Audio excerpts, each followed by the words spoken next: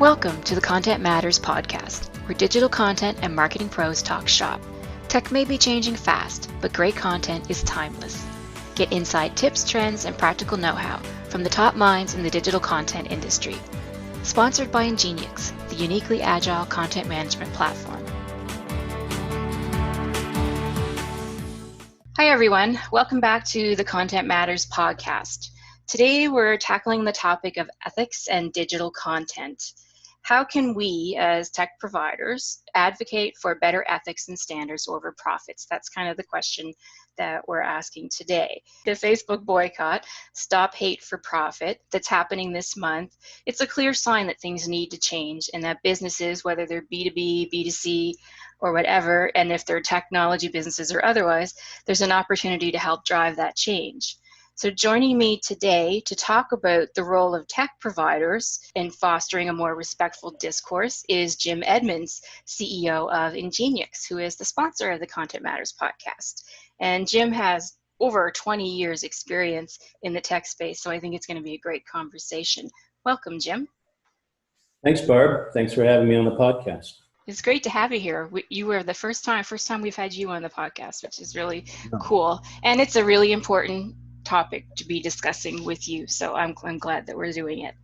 So let's start with this question. Social media it's a really critical component of all brands' marketing strategies today, and obviously part of that is advertising on these social networks like Facebook, LinkedIn, Twitter, Instagram, whatever.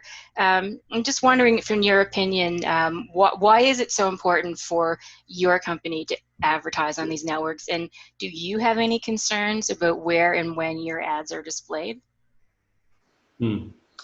Yeah, social media platforms are very compelling for advertisers. And I think there's a number of reasons there. First, social media networks have incredible reach. I think something like 80% of consumers use social media, and that's pretty much worldwide. In the US, around 60% of consumers like or follow a brand on social media. So that's really compelling for an advertiser.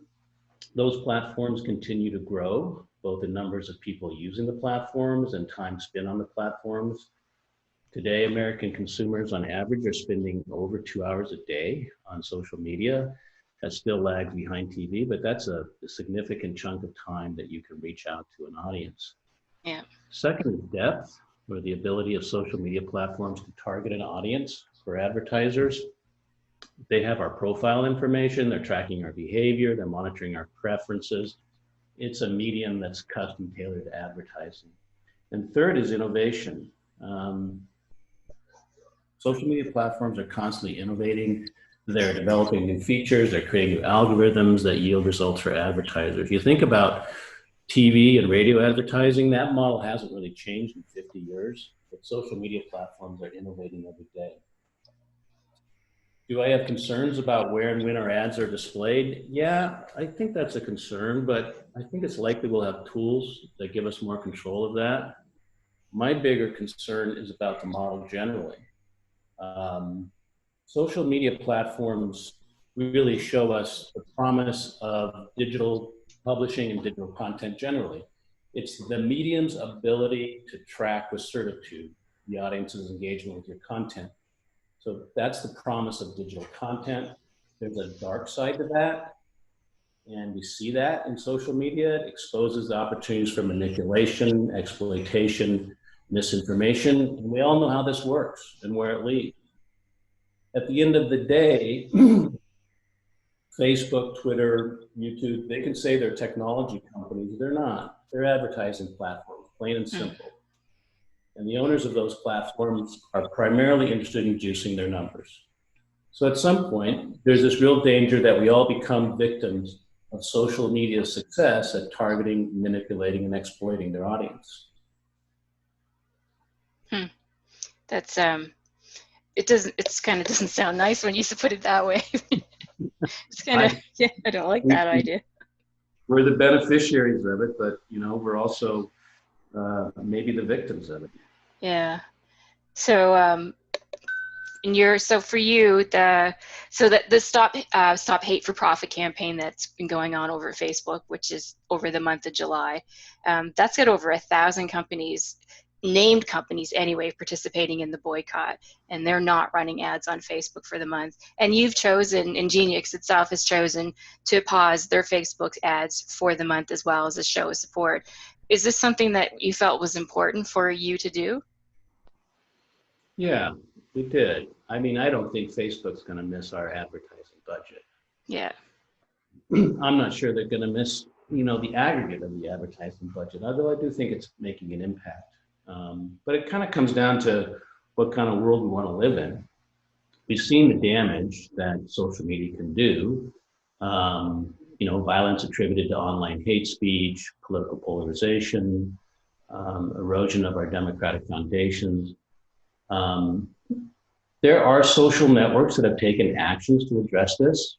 I think in 2019, YouTube changed its algorithm for recommendation, and I think it halved the numbers of people linking to racist and misinformation videos. Twitter is finally putting some restrictions on doctored content, and they're labeling hate speech. Right. So, in my mind, this is all a little bit too little, too late, but they're making progress.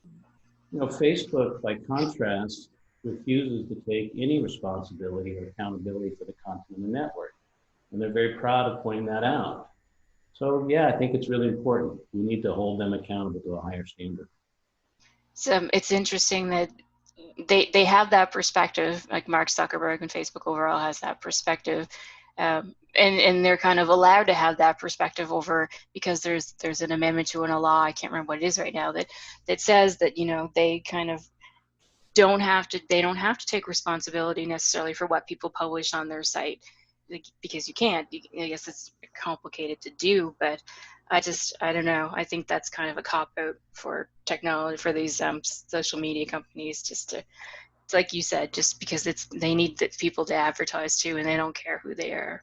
It's disappointing in that respect.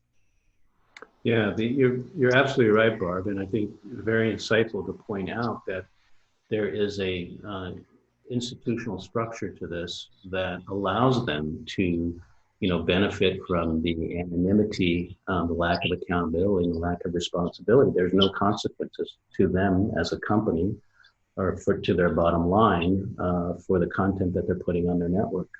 Right.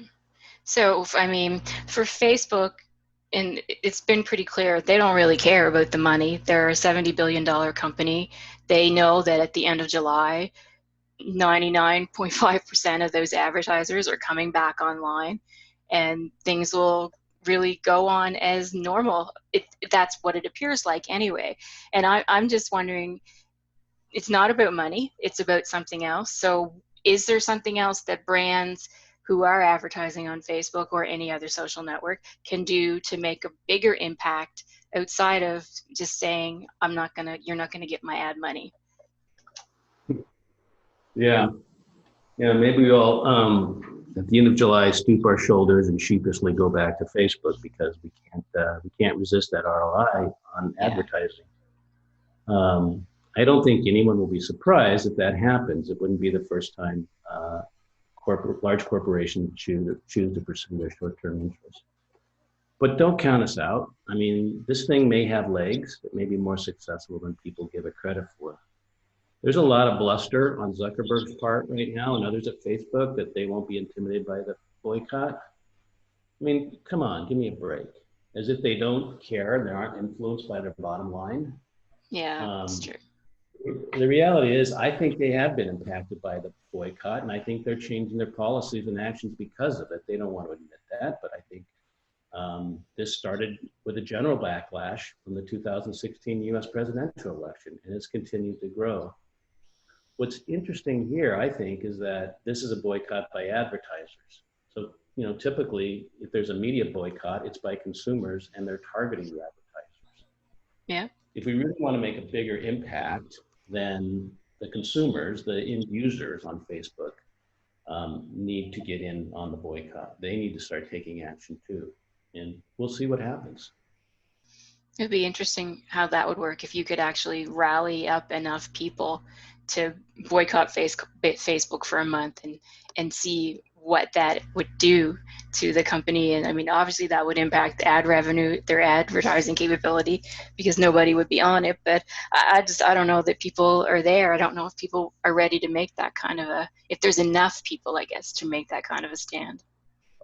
I don't know either, but if there was, it'd put the fear of God in them. Yeah, that's for sure.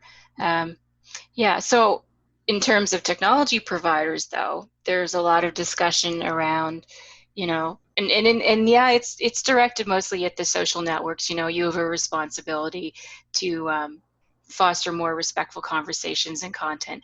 But it also seems, I think it's even for not just social networks, but anyone who has any kind of a SaaS platform that's letting companies on and kind of, has a public interface. Like, do you think that something needs to change overall for all kind of technology companies that kind of offer that to kind of help make that better for people?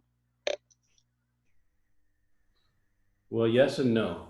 I mean, generally, there's been an erosion in the tone and tenor of public discourse in all media over the last 10, 15 years.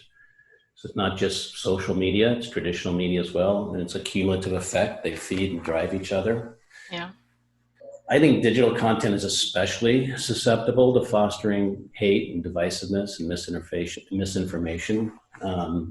It's because users can post anonymously. It's because they can't be held accountable. There's little or no fact checking or even a semblance of responsibility to the facts. The social media networks don't provide context. They don't curate content like traditional media do. The viability of that content is solely based on its circulation and its aggregation. I mean, that sounds dystopian because it is. It doesn't bode well for the future if that's our future of our information. Right. At Ingenious, we make the presses for digital content. And as a company, we feel strongly that people who use these tools should use them responsibly. The vast majority of business enterprises, I think, use digital media and digital content responsibly. They can't traffic in lies and hate and misinformation because they're held accountable to it. The consequences would be too severe. The argument you hear on the other side, on social media, particularly from Facebook and Twitter, and their most egregious users, is this is all about free speech. Right. In the U.S., we take our freedom of speech very seriously, especially when it's freedom of speech that we agree with. Not so enthusiastically for freedom of speech we don't agree with. Right. But freedom of speech isn't an absolute right. The U.S. Supreme Court has consistently held that there are limits to freedom of speech. You can't yell fire in a crowded theater when there is no fire. Yet that is what's happening every day on social networks and every night on certain television networks. I find it confusing, and I'm Canadian, so I'm not kind of I see what's happening in the U.S. and I know that similar things happen in Canada, but I find it kind of interesting how the media outside the social networks has really kind of really driven some of this kind of anti-hate kind of conversation as well, on both sides really. I'm not kind of going on one side or the other. It's just freedom of speech is an interesting topic. I think probably well outside the scope of our conversation, but I mean, it just seems like it's such a big deal that you can't, I don't know, I don't see how you can have that conversation anymore. It just, there's too many bad things that get said about too many people online. It's kind of disappointing, really. Yeah, it is. I want to go back to what you said about it happening in Canada. I always thought Canada was such a much more civil society. We all say please and thank you. No, but it happens here. There's all that kind of stuff happens here as well, and from an angle of how it affects our children, I think that's probably even more systemic here, is that, kids get bullied online all the time. I mean, children committing suicide because of that. Like, I mean, that's the kind of stuff, like, I definitely don't agree with any of the anti-hate, but having children myself, I don't want my kids on social media. I'm just terrified of how that's going to impact how they perceive themselves and how they grow up. I don't blame you. Yeah. So here's a question for you, because you have a design background and you focus a lot on kind of user experience design. Jonathan Greenblatt, who is the CEO of the Anti-Defamation League, ADL, he suggested this idea of building anti-hate into products as a design principle. Is that even possible? Do you think you can do that? You know, I think Jonathan Greenblatt has been very insightful in his criticism of Facebook and social media generally. But I don't know about the design principle thing. I mean, we're dealing with human beings here. You're not going to design hate-free human speech or any other form of sanitized human interaction. This isn't a manufacturing process. It's content. It's human. It's messy. The very notion of designing a solution, I think, actually plays into this whole fallacy that Facebook and other social media platforms are promoting, which is they can moderate content with AI and with algorithms and with thousands of low-wage workers in the Philippines and India. Mm. I don't think that's the solution.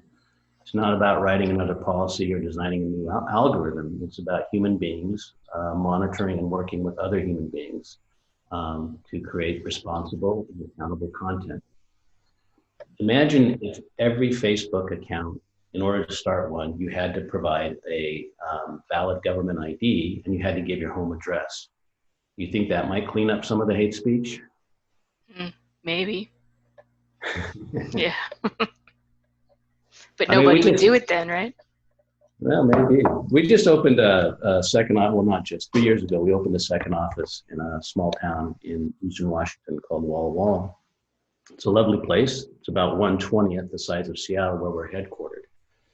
So I see people in this town, leadership and leadership positions, consistently and constantly working across political and social divisions to get things done. It's a little bit harder to demonize somebody when you run into them in a grocery store every week. And I think that's part of what's missing in social media. It's really taken out that connection, the human part of that connection. But they say that's what social media brings us closer together. Like, so I don't understand, which way is it? Like, yes, it pulls us apart because you don't have to actually look at someone's face, but at the same time, you're closer together because you know more about what's going on with your friends and your family than you probably did if you weren't on social media. Yeah, but I think they're part and parcel of the same thing. You know, it amplifies the small group of people that you're connected to, and the even smaller group of people within that group that actually post content, and it increases the divisions and polarization between you and other people that aren't part of that. Right. If I like to make a joke that in Seattle, I'll run into somebody in the grocery store that I know once a decade, and here in Walla Walla, I run into somebody I know, 2 or 3 times a week. Those people are not they would not be part of my Facebook network. Politically, they're very different than me.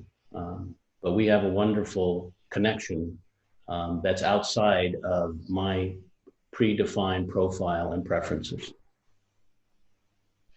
Right. Okay.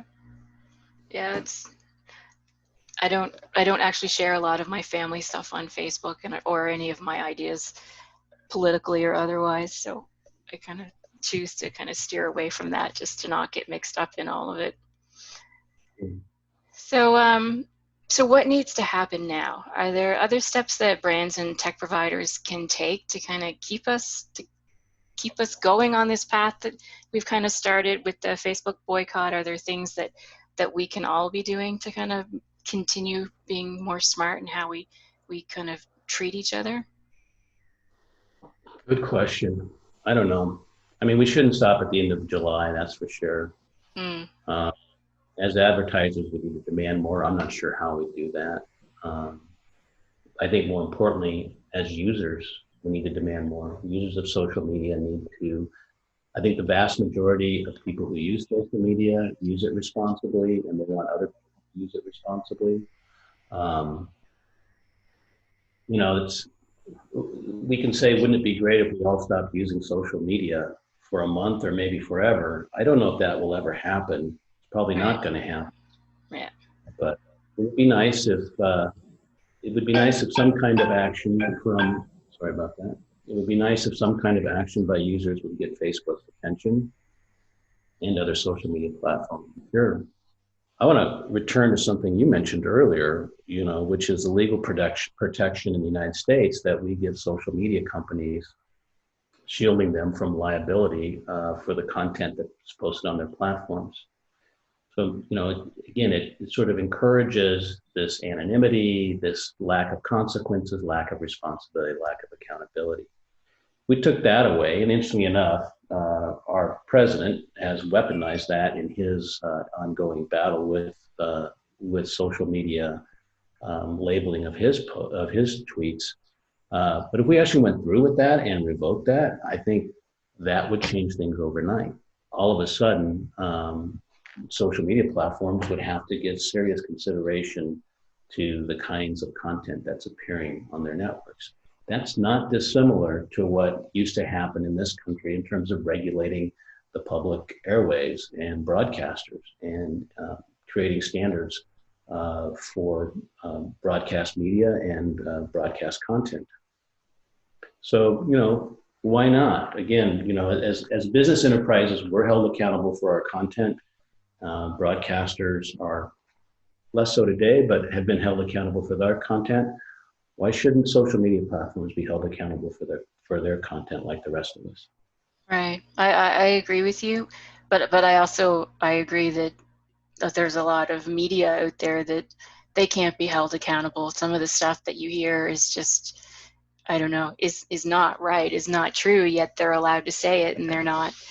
And some of them actually say things that are very not like anti-hate, anti whatever you want to say, that I don't know how they get away with saying it. I guess because maybe they're not considered, traditional media. I guess seems to be a difference in the type of news organizations in the U.S. Anyway. I haven't seen any of them like that up here. Not that there might be some. I don't know what they are, but it just seems like if they can get away, social media can get away with it now, then these kind of newsy media organizations can get away with it, and it's just spiraling out of control. You're right. I mean, the standards have really backslid on the standards in this country, and then you start taking this worldwide, and obviously you don't have the kind of legal or constitutional infrastructure in many places in the world that would even care about this kind of stuff. Yeah. But do you think that government is really the right place to make the changes? Do you think, just in terms of how long it takes them to actually make any changes, official changes, we're going to need something faster than what they can probably do? Yeah, I don't have a good answer to the question, Barb. I don't know what can we as technology providers do?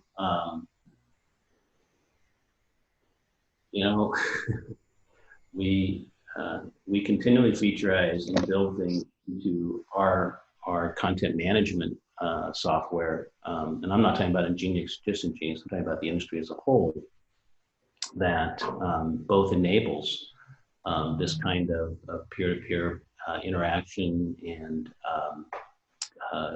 content tracking, user tracking, preference tracking. We don't focus a lot on the accountability aspects of it. And I think it's a really good question that you asked. Maybe we should start focusing on how we give organizations the tools to enforce and manage greater accountability and greater responsibility. Yeah.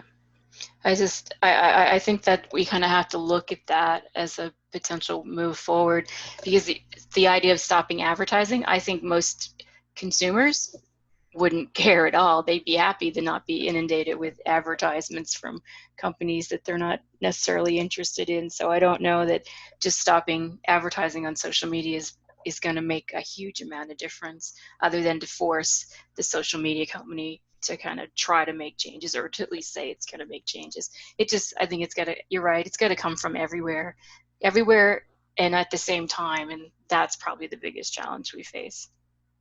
Yeah. Okay, well, this was a great conversation, Jim. I think a very important one, and I'm glad that you were able to kind of come on today and talk with us about it. Thanks, Barb. I thought it was a great conversation too. I really appreciate being able to spend some time with you and be on the podcast.